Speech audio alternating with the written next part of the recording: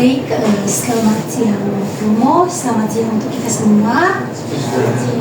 Baik, hari ini kami akan melaksanakan kegiatan wawancara kami mengenai implementasi nilai-nilai Pancasila dalam kehidupan beragama. Pada kesempatan ini, izinkan kami untuk memperkenalkan diri kami terlebih dahulu. Baik, kami dari kampus Universitas Nusanipa, dari Fakultas Keguruan dan Ilmu Pendidikan, Program Studi Pendidikan Guru Sekolah Dasar, terkhususnya kami dari kelas 2C kelompok 2 yang akan mewawancarai implementasi nilai Pancasila dari mata kuliah Pendidikan Pancasila yang langsung diampu oleh dosen pembimbing kami Bapak Siprianus Nongkarol, SPD MPD. Baik, kami akan memperkenalkan diri kami secara pribadi. Perkenalkan, nama saya Maria Posnadawi dengan NIM 081-2050-084. Di sini saya selaku ketua kelompok sekaligus moderator yang akan memandu perjalannya wawancara pada hari ini. Baik, perkenalkan untuk saya Rizky Trianto Dewa dengan NIM 081-2050-122. Baik, perkenalkan nama saya Maria Glorikara dengan NIM 0812-50118. Saya Maria Yunita Sempiana dengan NIM 0812-50100. Saya Brigita Afilanti, NIM 0812-50-112. Saya Yohanes Denbus Kutunda dengan NIM 081-2040-108. Saya Porfirio Staraini Tarombang dengan NIM 081-2050-121. Baik, sekian perkenalan singkat dari kami.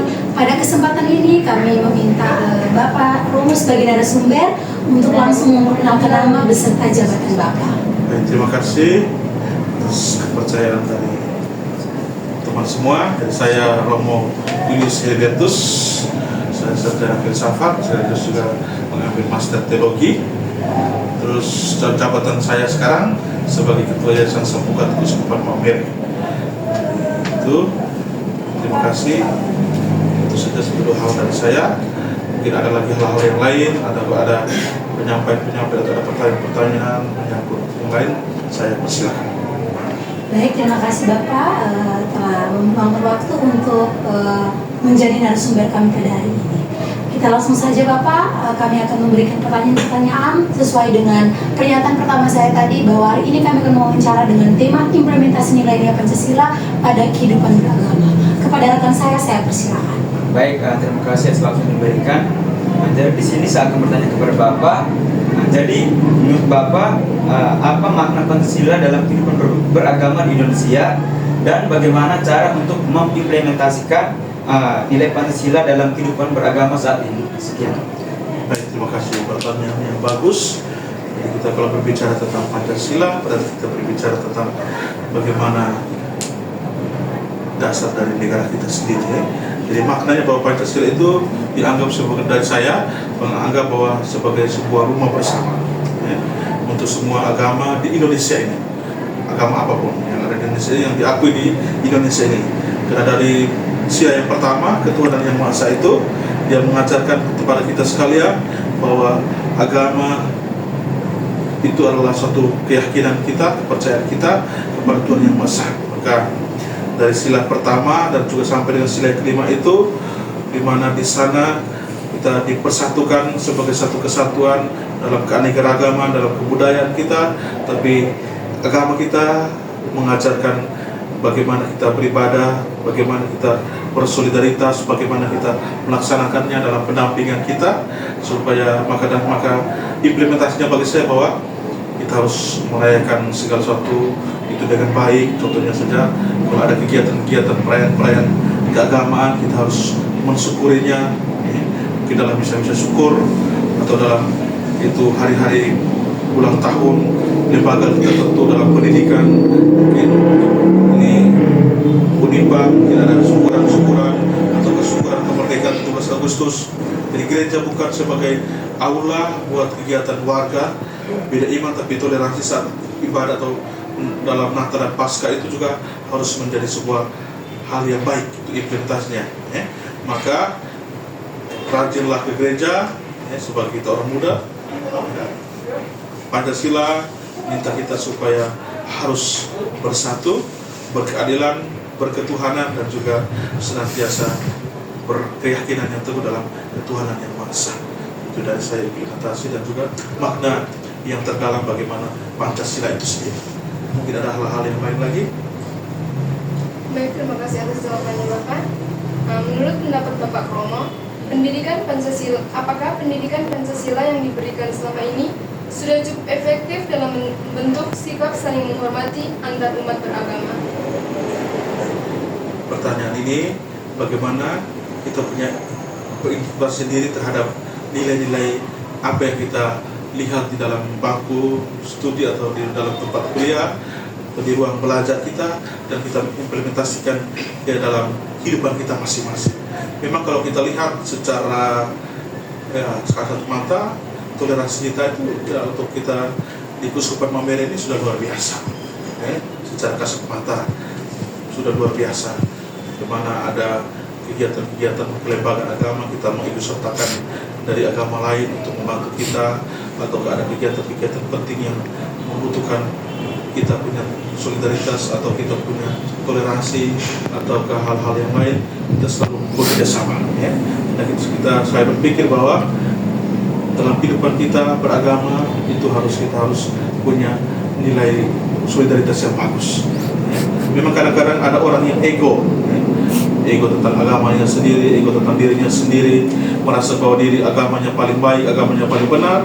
Tapi kita juga harus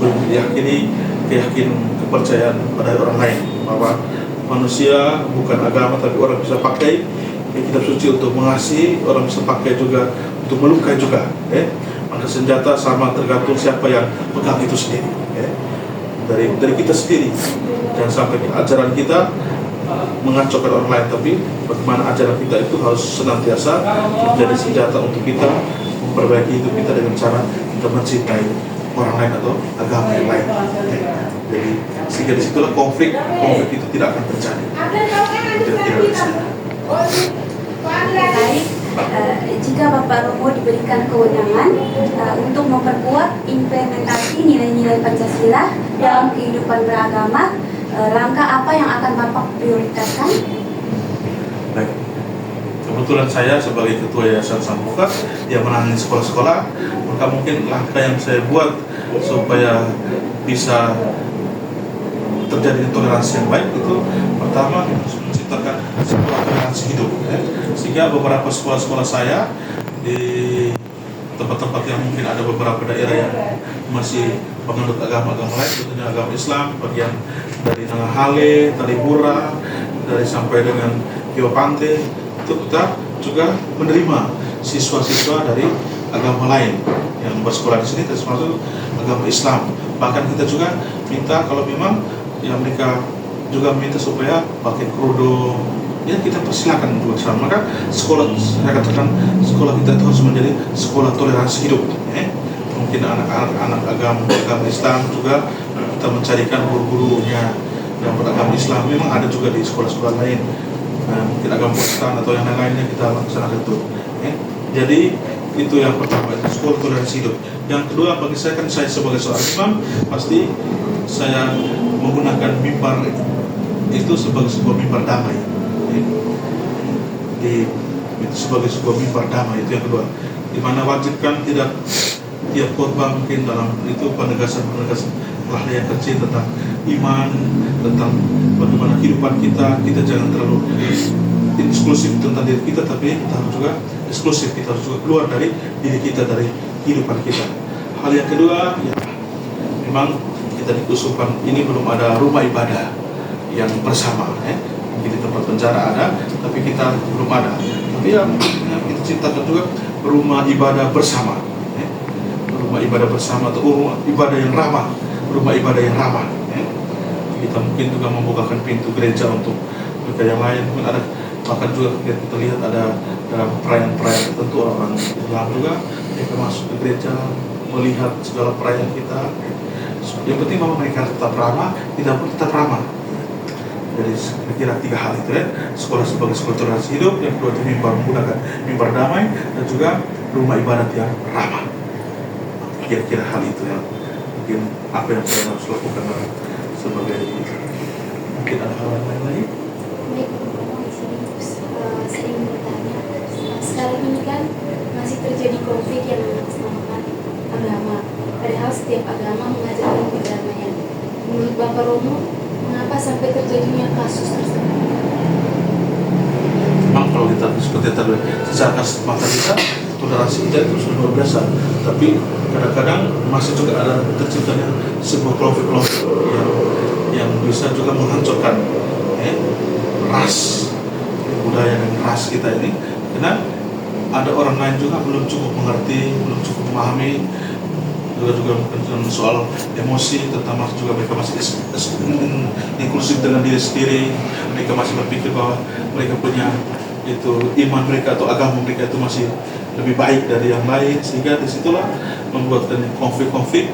Maka saya mengharapkan supaya dasar kita sebagai dasar Pancasila itu kita harus prioritaskan dengan nilai dari sila pertama sampai sila kelima itu harus kita jalankan sungguh-sungguh. Jangan hanya itu Pancasila itu hanya menjadi sebuah medan kita untuk bisa mengerti di tempat-tempat kuliah atau di lain, tapi Pancasila itu kita harus implementasikan dalam kehidupan kita, sehingga disitulah situasinya nilai-nilai yang benar, nilai yang baik. Maka saya mengharapkan juga teruslah kita sebagai generasi muda kita terus senantiasa mengasihi dan mencintai toleransi kita beragama. Kira. Baik, di sini saya akan bertanya. Menurut Bapak Romo, apa tantangan yang dihadapi dalam mengimplementasikan nilai-nilai Pancasila dalam kehidupan beragama di era saat ini?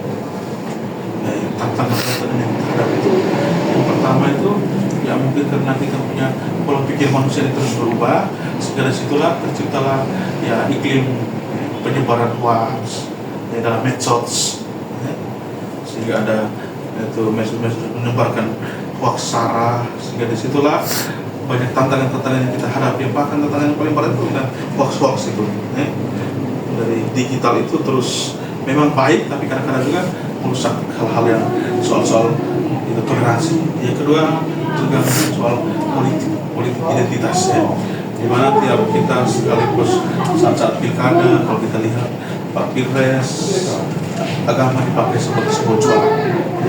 Umat disuruh pilih yang seiman, seperti itu.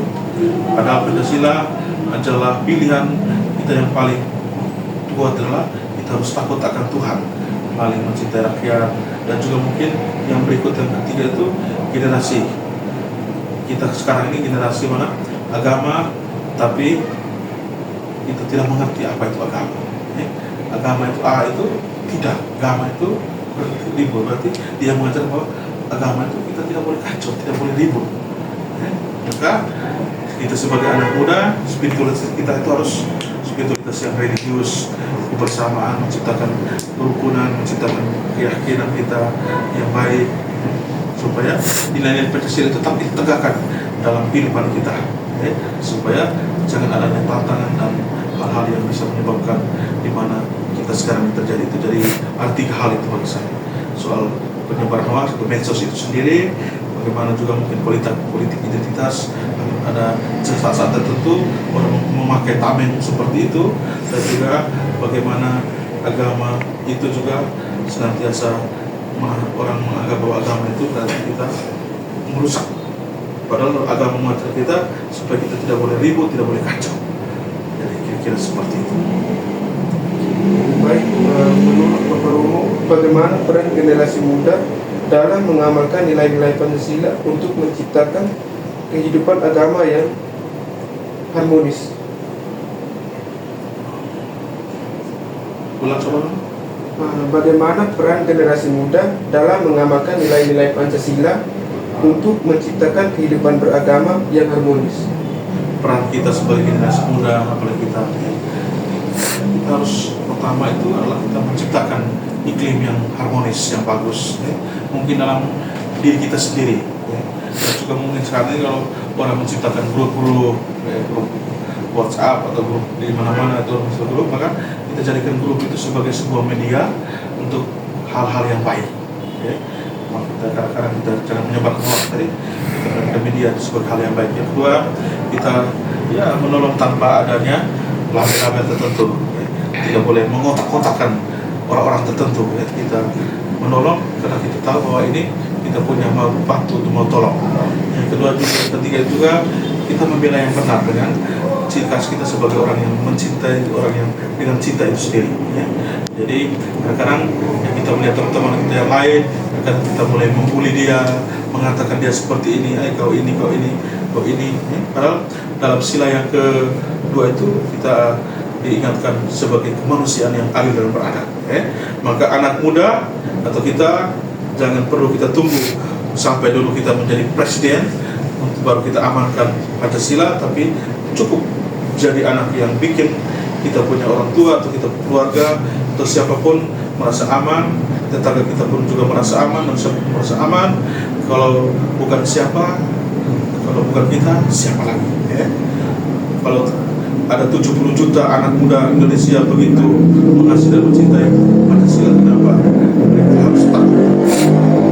Maka saya meyakini bahwa untuk berpesan kepada kita bahwa generasi muda itu sebagai tulang punggung bagi Pancasila, tulang punggung juga bagi gereja sendiri. Maka ciptakan iklim yang bagus, senantiasa saling menolong tanpa adanya sebuah label-label atau kotak-kotak, dan teruslah untuk selalu mengasihi dan mencintai dalam hidup kita. Kira-kira itu. Baik, Bapak, mungkin ini sekian dari pertanyaan-pertanyaan kami. Untuk menutup wawancara ini, Bapak, kami memberikan kesempatan kepada Bapak untuk memberikan pesan atau kesan kepada kami dalam menjunjung tinggi nilai-nilai Pancasila, terkhususnya dalam kehidupan beragama. Dari saya, terima kasih banyak atas kepercayaan teman-teman semua untuk datang bersama saya untuk kita berbicara tentang Pancasila. Bagi kita Pancasila ini adalah suatu hal yang penting, dan kita bersyukur bahwa kita punya dasar kekuatan kita tuh Pancasila dengan 5 sila itu yang luar biasa, dari sila pertama sampai sila yang kelima. Maka pesan saya untuk kita, teruslah kita maju dengan membela yang benar, membela yang baik, dan kita menciptakan iklim-iklim yang bisa menghancurkan sikap toleransi kita, dan juga mari kita tetap berjuang dengan hidup kita, dan kita menegakkan Pancasila supaya Pancasila itu menjadi tekad kita bersama. Orang bilang 100% Indonesia, 100% Katolik, kita sebagai itu ya. Tapi kita juga harus berpikir bahwa hidup kita itu yang dibutuhkan adalah kita harus jujur ya, sebagai orang Pancasila. Anak-anak muda itu kita harus jujur. Bagaimana generasi muda itu kita harus jujur, harus setia dalam kehidupan kita. Seperti saya katakan tadi, kalau bukan siapa, bukan kita, siapa lagi? Anak muda jangan perlu kita tunggu jadi besar dulu, jadi orang baik dulu, atau jadi presiden dulu, baru kita tegakkan nilai Pancasila. Tapi sebelumnya itu kita saling membuli, saling mencemooh, saling membeda-bedakan agama yang lain, saling bertengkar, saling berkelahi, sampai punya argumen-argumen. Tapi mari kita ciptakan senyum, bukan mau untuk kita mau maki atau mau ancam, tapi kita menciptakan keadilan sebagai suatu hal yang penting dalam sila yang kedua, itu kemanusiaan yang adil dan beradab. Itu saja kira-kira dari saya. Terima kasih. Baik Bapak, terima kasih untuk pesan dan kesannya. Di sini saya mewakili teman-teman mengucapkan terima kasih sebesar-besarnya kepada Bapak karena telah bersedia menjadi narasumber kami, dan juga kami minta maaf Bapak jika ada salah kata atau yang menyinggung perasaan Bapak. Baik, sekian dari wawancara kami tentang implementasi nilai-nilai Pancasila dalam kehidupan sehari-hari.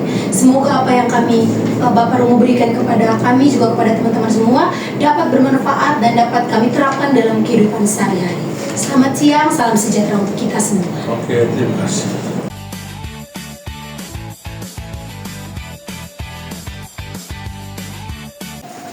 Baik, selamat siang Ibu, selamat siang untuk kita semua. Selamat siang. Hari ini kami akan melaksanakan kegiatan wawancara kami dengan tema mengimplementasikan nilai-nilai Pancasila dalam kehidupan pendidikan. Jadi baik, sebelum kita memulai wawancara, pada kesempatan ini izinkan kami untuk memperkenalkan diri kami terlebih dahulu. Kami dari kampus Universitas Nusa Dipa dari Fakultas Keguruan dan Ilmu Pendidikan, Program Studi Pendidikan Guru Sekolah Dasar, khususnya kami dari kelas 2C kelompok 2 yang hari ini melakukan wawancara untuk memenuhi tugas kami dari mata kuliah pendidikan Pancasila yang langsung diampu oleh dosen pembimbing kami Bapak Siprianus Nongkarlon, SPD MPD. Jadi baik, kami akan memperkenalkan diri kami secara pribadi. Perkenalkan, nama saya Maria Faustina Dawi dengan NIM 08125004 sebagai ketua sekaligus moderator yang akan memandu berjalannya wawancara kami pada hari ini. Baik, nama lengkap saya Wisbadran Perdebar dengan NIM 0812500122. Baik, nama saya Maria Grone Karang dengan NIM 0812-50118. Saya Maria Yunita Septiana dengan NIM 0812-50100. Saya Yohanes Bermus Kutunda dengan NIM 081250-108. Saya Brigita Afilanti dengan NIM 0812-50112. Saya Putri Australia Rombang dengan NIM 081250-121. Baik, sekian dari perkenalan singkat kami. Pada kesempatan ini kami memberikan waktu kepada narasumber kami untuk langsung memperkenalkan dirinya terlebih dahulu. Oke, baik. Perkenalkan, nama lengkap saya Yosefina Dipianti Lokari. Saya mengampu mata pelajaran pendidikan kewarganegaraan di sekolah SMAK Santa Maria Monte Carmel. Baik, terima kasih Ibu untuk perkenalan singkatnya. Jadi seperti yang saya jelaskan di awal tadi bahwa hari ini kami akan mewawancarai dengan tema mengimplementasikan nilai-nilai Pancasila dalam kehidupan pendidikan. Baik, langsung saja kepada rekan saya berikan waktu dan kesempatan. Baik, terima kasih sebabnya. Dari sini saya akan bertanya kepada Ibu. Jadi menurut Ibu bagaimana pentingnya Pancasila dalam dunia pendidikan dan bagaimana Ibu mengimplementasikan nilai Pancasila di sekolah saat ini Ibu bekerja? Sekian. Oke, baik, terima kasih Ade atas pertanyaannya. Di sini dunia pendidikan, khususnya nilai-nilai Pancasila otomatis sangat penting karena dengan karakter Pancasila otomatis Pancasila itu sebagai fondasi bagaimana moral kita itu sudah dituangkan di dalam implementasi dan kehidupan yang ada di sekolah. Khususnya kalau di sekolah, otomatis kita melihat dari sila pertama sampai sila kelima.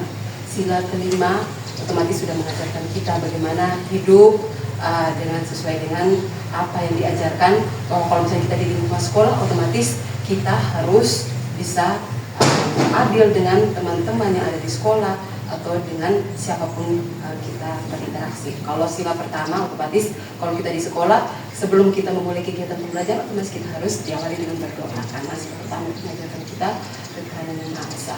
Sila kedua, bagaimana kita diajarkan kita harus hidup bergotong royong, otomatis atau mungkin kita empati dengan sesama kita. Mungkin kita ada memberi bantuan, itu implementasi dari sila pertama sampai sila kelima, otomatis kita sudah melakukan mulai dari khususnya itu mulai dari lingkungan keluarga, lingkungan sekolah sampai lingkungan masyarakat. Oke, Bapak Ibu, terima kasih jawabannya. Jika Ibu diberi kesempatan untuk memperbaiki sistem pendidikan Indonesia agar lebih sesuai dengan nilai-nilai Pancasila, perubahan apa yang paling penting dilakukan?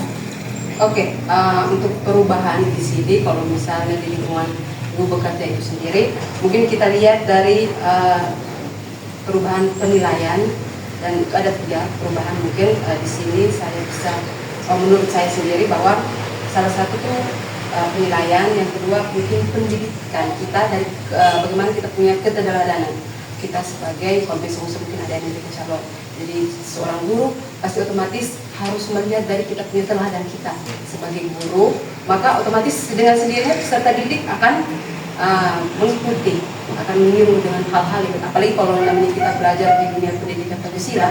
Kalau misalnya kita hanya belajar secara belajarnya saja, otomatis itu semuanya bisa. Tetapi bagaimana kita punya karakternya yang kita akan berikan kepada atau peserta didik akan meniru kita.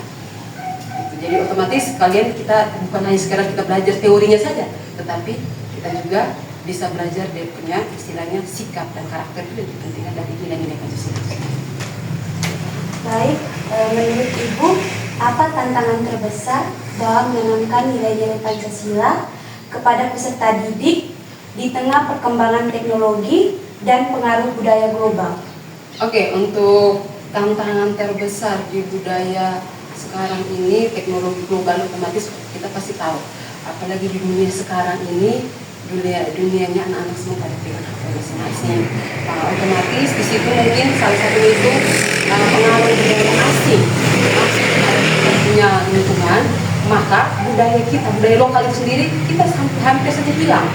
Apalagi dengan sekarang ini contohnya gaya trennya otomatis pasti salah satunya mungkin sekarang lagi asiknya dunia bola, nanti semuanya pada gemarnya itu punya penggemarnya masing-masing, ada yang pilih dengan dia punya timnya masing-masing, otomatis tidak berpikir lagi kepada kita punya nilai-nilai Pancasila yang ada di bangsa kita itu sendiri. Apalagi terkhususnya ya kita mau lihat kalau Indonesia terlalu luas, tapi kita lihat kepada kita di lingkungan Momere tersendiri, ya otomatis kita lihat ini mungkin budaya asing menari ini sudah istilahnya sudah mulai terpudar, otomatis sekarang sudah mulai lagi dengan versi-versi terbaru.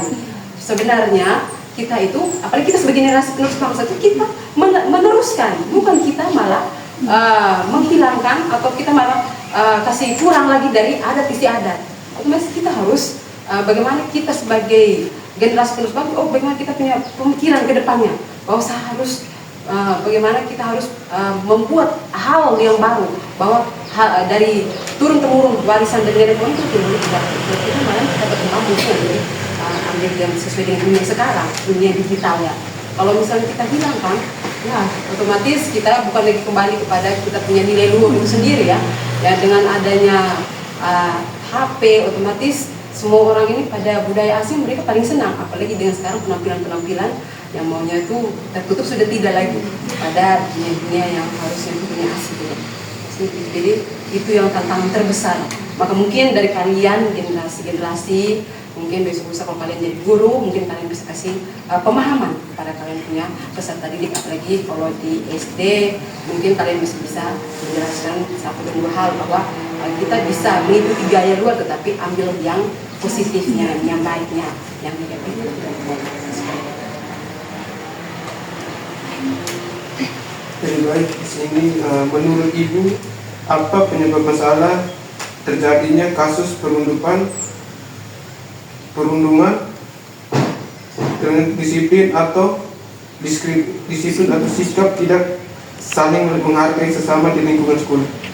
Oke, menurut saya selama ini saya melihat bahwa perundungan ini kembali lagi kalau di lingkungan sekolah itu kita melihat bahwa perundungan ini sebenarnya dengan adanya, mungkin kita tahu ya, mungkin karena dengan adanya HP, dengan perundungan ini sebenarnya kita punya karakter, kita bawa dari rumah, otomatis itu akan terbawa sampai di sekolah.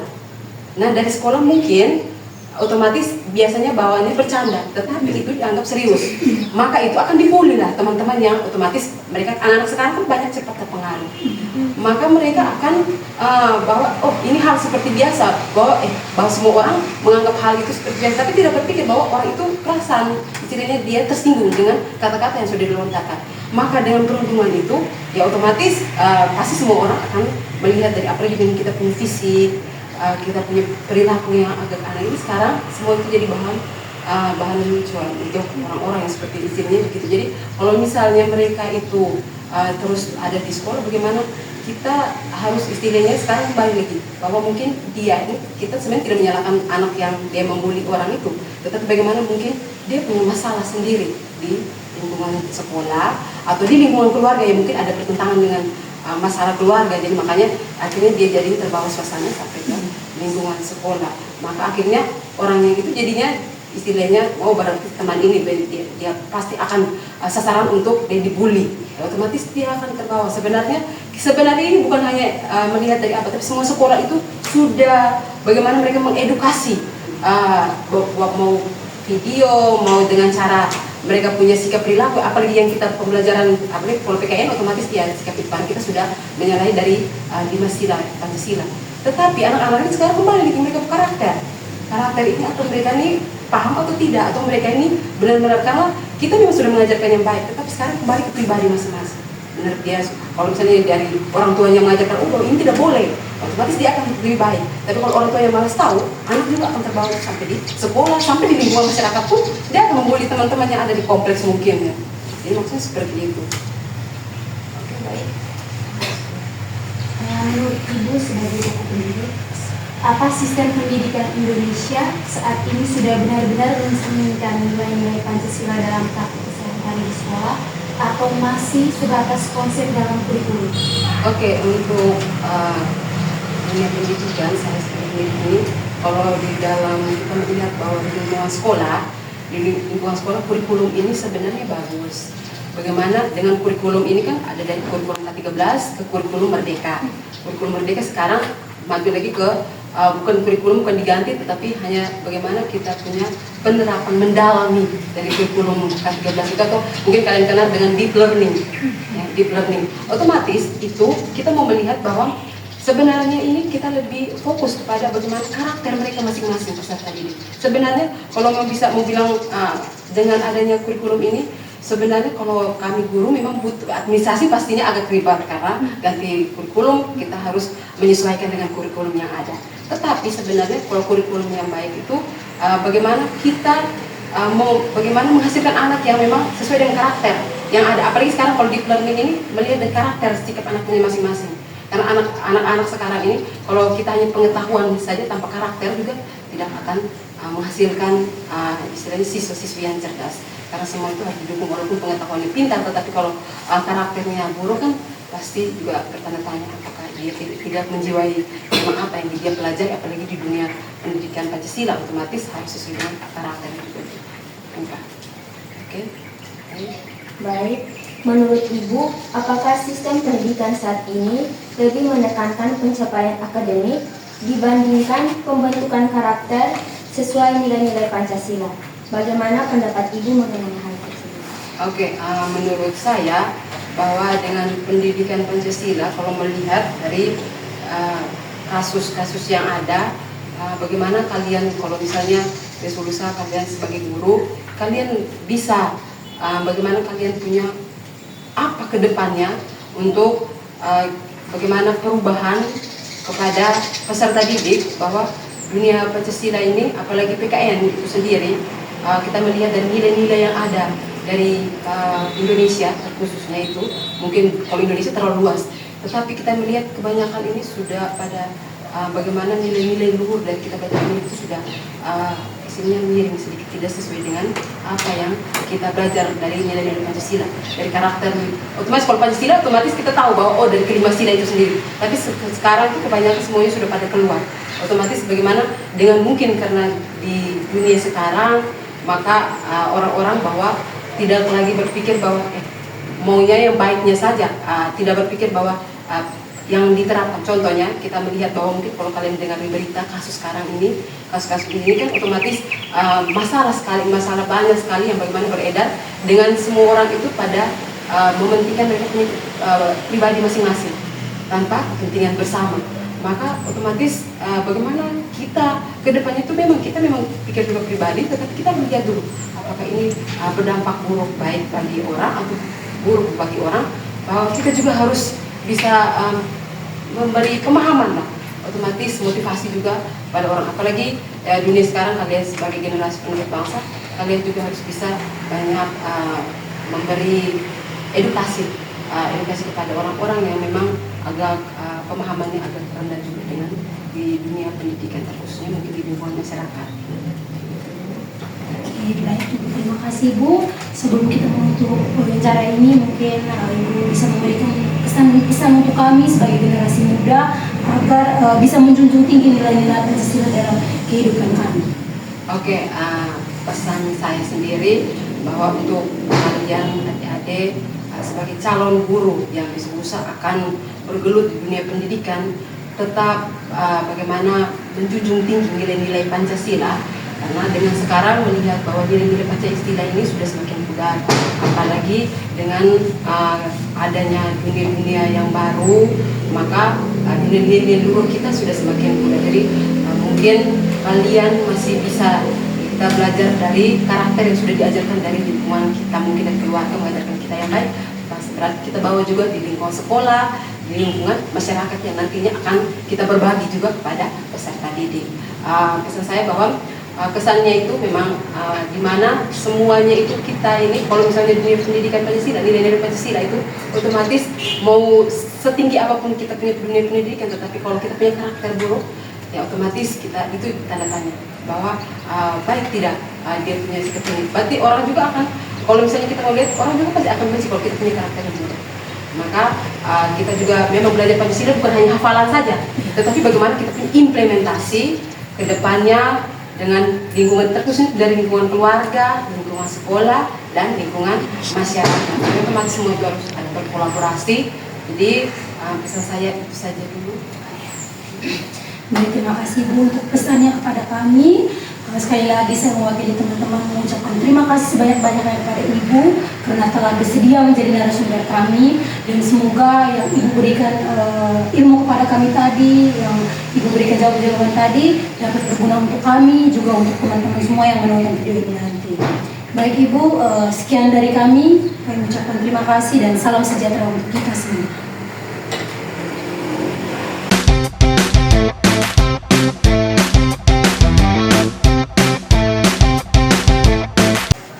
Baik, selamat sore Bapak, selamat sore untuk kita semua. Baik, hari ini kami akan melaksanakan kegiatan wawancara kami dengan tema mengimplementasikan nilai-nilai Pancasila dalam kehidupan politik. Baik, sebelum kita memulai wawancara, pada kesempatan ini izinkan kami untuk memperkenalkan diri kami terlebih dahulu. Perkenalkan, kami dari kampus Universitas Nusa Nipah dari Fakultas Keguruan dan Ilmu Pendidikan, Program Studi Pendidikan Guru Sekolah Dasar. Terkhususnya kami dari kelas 2C kelompok 2 yang hari ini akan melaksanakan wawancara dalam tugas mata kuliah Pendidikan Pancasila yang langsung dibimbing oleh Bapak dosen kami, Bapak Silvianus Nong Carlos, SPD NPD. Baik, pada kesempatan ini izinkan kami untuk memperkenalkan diri kami secara pribadi. Perkenalkan, nama saya Maria Fosna Dawi dengan NIM 081250 sebagai ketua sekaligus moderator yang akan memandu berjalannya kegiatan wawancara pada hari ini.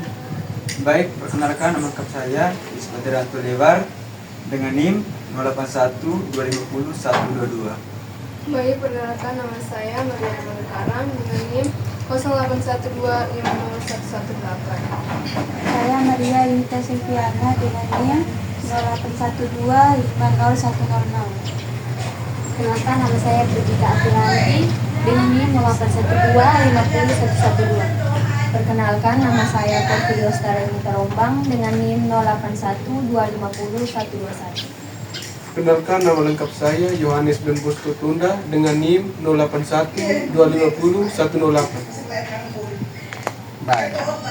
Baik, sekian dari perkenalan singkat kami. Pada kesempatan ini kami berikan waktu kepada Bapak narasumber untuk langsung memperkenalkan nama beserta jabatan Bapak. Baik, terima kasih untuk undangan sore hari ini pada Universitas Nusa Tenggara. Nama saya Wenceslas WGS. Saya mantan anggota DPRD dari Partai Hanura Kabupaten Sika periode 2019-2024. Ya, sekaligus sebagai seorang tokoh pendidik juga, saya juga mantan guru kurang lebih sekitar 20 tahun dari beberapa sekolah di SMA, SMK Sika ini. Ya, saya juga adalah seorang politisi yang bergerak di bidang politik dalam politik praktis hari ini. Sementara saya Baik, terima kasih untuk singkatnya. Langsung saja sesuai dengan yang saya jelaskan di awal tadi bahwa hari ini kita akan mewawancarai Bapak mengenai implementasi nilai-nilai Pancasila dalam kehidupan politik. Kepada rekan saya persilakan. Baik, terima kasih sebelumnya. Jadi di sini saya akan bertanya kepada Bapak. Jadi menurut Bapak, apa makna Pancasila dalam kehidupan politik Indonesia? Dan bagaimana cara Bapak untuk mengimplementasikan nilai Pancasila dalam kehidupan politik saat ini? jadi yang paling pertama yang harus kita pahami itu adalah Pancasila itu adalah dasar, dan itu semua adik-adik dan pasti semua kita tahu sebagai dasar negara. Tapi selain menjadi dasar negara, itu juga menjadi kekuatan sosial, kekuatan politik. Kekuatan politik untuk mengarahkan seseorang lebih-lebih para politisi yang siap untuk menjadi para pemimpin, calon-calon pemimpin masa depan. Entah calon pemimpin di daerah ini, entah calon pemimpin di tempat lain, atau sampai di tingkat yang lebih tinggi. Tetapi mereka harus tetap menggunakan Pancasila sebagai dasar yang harus kekuatan untuk berpolitik ini.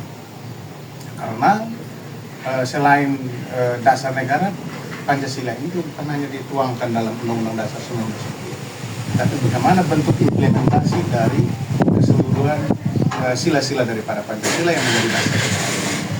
Nah, yang pertama itu implementasi yang harus kita lakukan itu adalah yang paling pertama itu adalah soal politik itu harus bermoral dan beretika. Itu aplikasinya dengan sila pertama Pancasila. Pancasila ketuhanan yang Maha Esa. Berarti dia menuntut seseorang politisi, dia menuntut seseorang untuk bisa mengikuti apa dasar daripada Pancasila, yaitu bermoral dan beretika. Nah, itu dasar. Nah, sehingga implementasi kita itu kita bukan hanya juga orang yang hanya bermoral, beretika, tetapi bagaimana kita harus berperilaku menjadi orang yang adil, ya, orang yang bermartabat, orang yang menjaga integritas. Menjaga integritas artinya di sini bahwa dia harus menjaga tangan. Kalau menjadi seorang pemimpin, menjadi seorang politisi, dia harus menjaga integritas, menjaga tangan, menjaga badan. Artinya sesuai dengan falsafah hidup kita orang Sika, bahwa kita itu harus memiliki watamu sumbaku, artinya nilai persaudaraan itu yang paling penting untuk menjadi seorang politisi. Sehingga implementasi kita itu selain bermoral, beretika, kita juga harus menjaga integritas. Menjaga integritas artinya jangan sampai kita mengambil hak orang yang bukan menjadi hak kita. Artinya bahwa kita orang Sika itu biasanya bilang kikir bekerja bersama, berjuang bersama. Berjuang bersama, bekerja bersama, dan yang menjadi keringat orang itu tidak boleh ambil. Ya, kita harus makan sesuai dengan hasil keringat dari kita punya. Dan misalnya di perjalanan kita hasil kerja kita itu dalam 1 tahun atau 1 bulan itu hasil kerja kita itu hanya sekian. Misalnya hanya 1 juta, kita tidak bisa melampaui dari menjadi 2 juta. Nah, yang 1 juta itu milik orang lain, dan itu juga tertulis di dalam Alkitab bahwa harus hak Kaisar berikan kepada Kaisar, hak Tuhannya berikan kepada Tuhan. Sehingga bentuk aplikasi itu tergantung pada pribadi. Tetapi politik itu indah, bukan karena kita semua harus berpatokan pada Pancasila yang menjadi kekuatan dasar bagi para politisi. Begitu.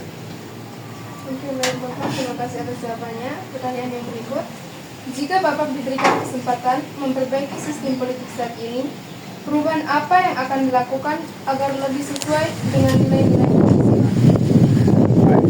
Soal bagaimana merubah itu tergantung karakter daripada pribadi seseorang. Ketika dia memiliki karakter yang seperti saya bilang, memiliki moral, memiliki etika yang baik, menjaga diri, menjaga integritas, maka dia harus melakukan sesuai dengan dasar dan kekuatan nilai-nilai politik yang menjadi dasar kita, itu adalah Pancasila. Nah, itu yang menjadi dasar utama. Sehingga karakteristik kita itu yang harus kita bawa.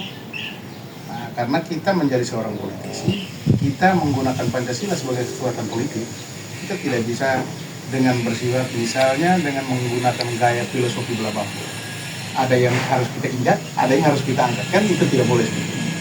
Nah, dasar negara kita Pancasila itu yang mengajarkan kita demikian. Bahwa kita harus, ada yang harus kita injak, ada yang harus, tapi kita harus memiliki kekuatan dan kasih yang bersama untuk siapa saja. Kita tidak boleh membedakan. Harus melihat Sika ini kalau secara khusus, bahwa kita harus melihat Sika ini secara heterogen. Tidak melihat bahwa ini ata Goa, ini ata Katolik, ini ata Protestan, ini ata Leo, ini ata Tanah Air, ini ata Bola, ini ata Pulau. Jadi kita tidak boleh melihat itu, tapi kita harus melihat Sika secara heterogen. Nah, begitu. Oke, baik. Dalam implementasi nilai-nilai Pancasila di tengah berbagai kepentingan politik, langkah apa yang Bapak prioritaskan dan mengapa langkah tersebut dianggap paling penting? Langkah yang paling diprioritaskan sebagai seorang pemimpin atau seorang politisi itu yang paling penting pertama itu sesuai dengan kalau kita lihat dari pendapat para filsuf, beberapa filsuf itu kita lihat dari Aristoteles. Aristoteles itu dia bilang apa? Politik itu adalah bonum comune. Politik itu adalah bonum comune. Artinya apa bonum comune? Politik itu adalah kekuatan bersama, kepentingan bersama, milik umum. Milik umum. Jadi kalau kita mau menjadi seorang politisi, maka kita mau menjadi seorang pemimpin, maka kita ini adalah harus menjadi milik semua orang, bukan milik keluarga, bukan milik hanya orang Lio, bukan milik hanya orang Tanai, atau bukan menjadi milik keluarga saja, tidak. Bonum comune, kepentingan bersama, kepentingan umum yang menjadi prioritas. Gitu. Menurut Bapak, kebijakan pemerintah mana yang sudah sesuai dan yang masih belum sesuai dengan nilai Pancasila? Itu kebijakan pemerintah baik di tingkat daerah, tingkat kabupaten, tingkat provinsi atau tingkat kabupaten ada. Baik. Jadi kalau dari pertanyaan bahwa melihat kebijakan pemerintah mana yang itu, saya melihat ini tergantung pada jiwa kepemimpinan seseorang setiap 5 tahun dia memimpin. Setiap baik teman-teman yang di legislatif maupun teman-teman yang di eksekutif. Jadi itu tergantung jiwa daripada pribadi masing-masing kepemimpinan. Karena memang pasti ada plus dan ada minus. Semua orang pasti ada. Jadi hayat ring milik Anda kan bukan kopi Quran kita, tetapi namanya manusia. Para biarawan-biarawati ini juga walaupun mereka itu adalah orang-orang klerus, orang-orang tertabis, tetapi kita harus melihat bahwa mereka punya pikiran itu kepada ada muncul pikiran biologisnya selalu muncul. Pasti teman-teman imam, prater itu kan mereka akan berpikiran untuk melirik perempuan, melirik orang-orang cantik. Itu karena pemandu kemanusiaannya. Secara biologisnya, pikiran biologisnya. Suster-suster pun demikian, lihat laki-laki itu pasti secara pikiran biologisnya begitu. Maka saya bilang semua orang itu kan tidak sempurna. Tetapi bagaimana kita memanage dan melihat situasi itu untuk menjadi seorang yang lebih baik daripada pemimpin sebelumnya. Maka itu tergantung pada karakter dan jiwa daripada pribadi itu. Dia melihat dari sisi mana ya. Dan penilaian dari seluruh masyarakat sehingga terkait soal seorang pemimpin. Ya, jangan sampai pemimpin orang pakai kejar itu juga bahaya. Masyarakat datang bertemu pakai kejar juga kan bahaya juga. Tetapi bagaimana dia membawa diri menjadi seorang pemimpin? Karena pemimpin itu kan dia itu harus berada di tengah-tengah. Ya, berada di tengah-tengah. Ketika orang lain di depan jalannya belum cepat, dia harus mendorongnya cepat jalan ke depan supaya semua orang bisa ke depan. Yang di belakang jalan pelan, dia tarik dari sana. Mari jalan bersama supaya kita lebih cepat. Yang mau jatuh ke kiri, dia harus tarik. Mari jangan. Di kiri itu ada jurang, di kanan itu ada jurang. Sebaiknya mari kita berjalan bersama-sama. Dengan istilah orang dari Yunani bilang sinodus, mari jalan dan secara bersama-sama. Itu kita seorang pemimpin. Baik, menurut Bapak, apa tantangan terbesar dalam menerapkan nilai-nilai Pancasila di tengah dinamika politik Indonesia saat ini? Kalau tantangan yang paling besar itu adalah integritas, nilai integritas. Tantangan yang paling besar. Karena apa? Yang paling besar dilihat itu kalau orang tidak menahan diri. Jadi kalau melihat uang, itu muka berdiri, habis selesai. Sekarang ini kan situasi lagi begini.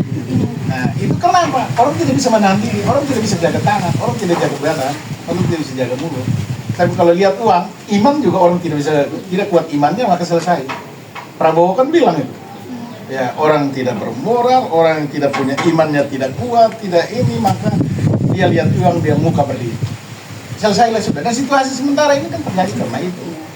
Itu karena imannya tidak kuat, karena integritasnya dia tidak menjaga dirinya, dia tidak menjaga badannya, dia mau memiliki lebih daripada hasil keringatnya, maka terjadi seperti saat ini yang sedang kita alami situasi sementara ini. Orang lagi dia meramai di Jakarta.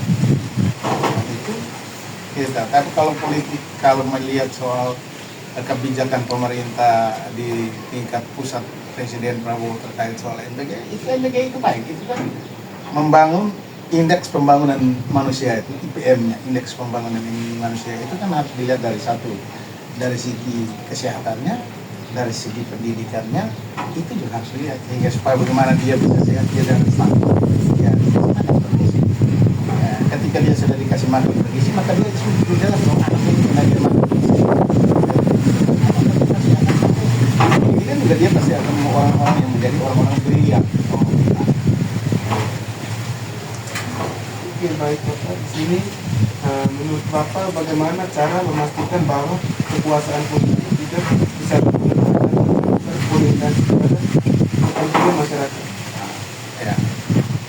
sudah ada yang masuk ke sini. Bagaimana seseorang bisa supaya jangan menjadi tetap menjaga orang lain, masyarakat bisa seimbang, ada dia yang bisa di sini.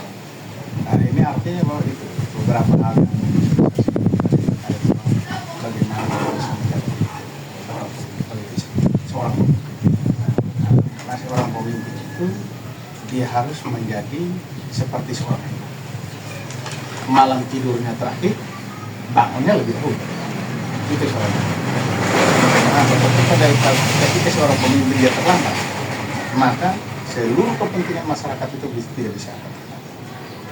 Lalu pemimpin itu dia harus menjadi seorang yang bisa mengatur segala macam bentuk ritme perjalanan penyelenggaraan pemerintahan. Jadi ketika dia harus mampu itu, lalu dia juga harus mampu memahami. Dia harus mampu memahami soal sistem penyelenggaraan pemerintah. Ketika kalau dia tidak bisa memahami secara baik dan benar, maka ya kadang-kadang atau kita tidak tahu. Orang bisa yang dia lebih paham, dia bisa akan kita. Sehingga paling tidak seorang pemimpin dia harus mengetahui bagaimana sisi penyelenggaraan pemerintah. Sehingga dia tahu, oh ini kalau dari segi pendidikan, maka yang bergerak di sini, maka yang harus bertanggung jawab terhadap pendidikan adalah teman-teman. Itu yang harus, sehingga segala macam bidang dan instansi itu dia harus walaupun sulit dia harus paham, kalau tidak terpilih. Bapak, terima kasih Bapak. Baik, sebelum kita menutup wawancara ini, mungkin kami meminta kepada Bapak untuk memberikan kesan dan pesan bagi kami generasi muda agar tetap menjunjung tinggi nilai-nilai Pancasila dalam kehidupan kami. Nah, kalau kesan ini saya berpikir bahwa anak-anak muda ini harus membangun kehidupan bersama. Kamu adalah generasi penerus mendatang yang harus memiliki kuat dalam memahami nilai-nilai dan akar budaya ini untuk menjadi seorang pemimpin masa depan.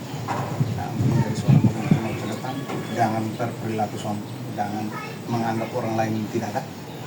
Karena kalau kita mau menjadi orang hebat itu bukan berarti kita harus menginjak orang lain, tetapi bagaimana kita bisa membawa dia. Jadilah anak yang baik, jadilah anak yang selalu penurut di keluarga, jaga diri baik-baik. Karena orang tua di kampung, saya datang untuk kalian sekolah, urus sekolah, bukan datang masuk di kamar kos dari satu kos ke kos yang lain. Tolong itu. Ini harapan ini sebagai orang tua juga ini.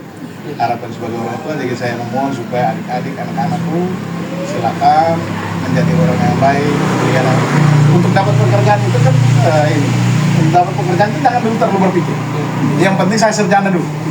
Yang penting saya pegang ijazah dulu. Jangan pegang ijazah yang lain, pulang orang tua berharap bahwa dia berusaha berjualan yang lain-lain, usaha jualan setengah mati, hanya mengharapkan anak pulang bawa ijazah, anak pulang bawa anak. Nah, itu kan susah.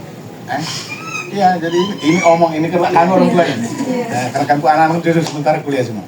Sehingga kita berharap itu adik-adik, anak-anak ada yang macam-macam bilang tidak. Kami masih sementara konsentrasi kami itu hanya pendidikan kami ini adalah generasi penerus Mian Tanah Sikap untuk menjadi calon-calon pemimpin masyarakat. Enaknya atau niat kita dulu tim Latin pun siapa tahu besok lusa kita dari sana dengan gaya yang gitu.